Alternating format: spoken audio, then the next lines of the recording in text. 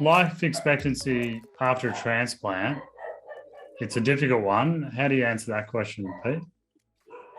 Well, we sort of touched on this earlier on when I talked about the risks at various time points post-transplant. And as I mentioned, 90% of our recipients are alive and well 1 year after the transplant.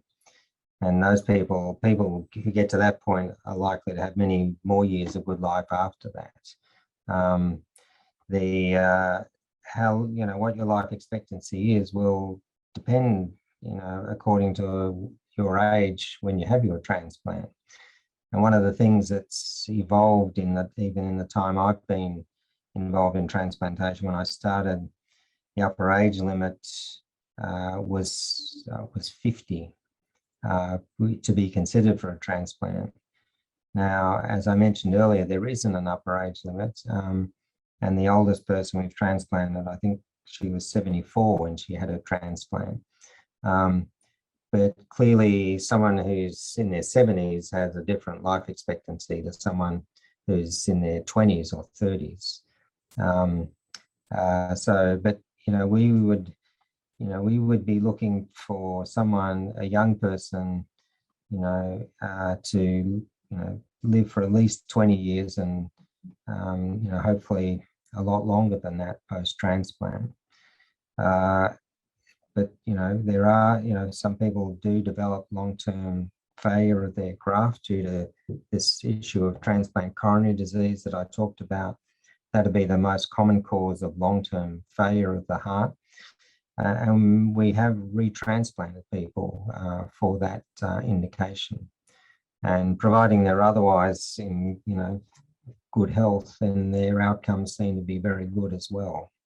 But they're a relatively small group of people. Yeah, I can imagine you're obviously going to be way lower on the priority list for your second transplant. So is there people that you might consider for a second transplant, but because of the priority list, they might not get it in time? Does that happen? I think it's more an issue that once you've had a transplant, even with all the anti-rejection drugs, you tend to develop antibodies over time, and those antibodies will then react or may react against a future donor. So there's less sort of opportunity, if you like, that or that you'll be compatible with a smaller percentage of the population than the person who's lining up for their first transplant. So there are other complexities which affect how long or otherwise someone might wait.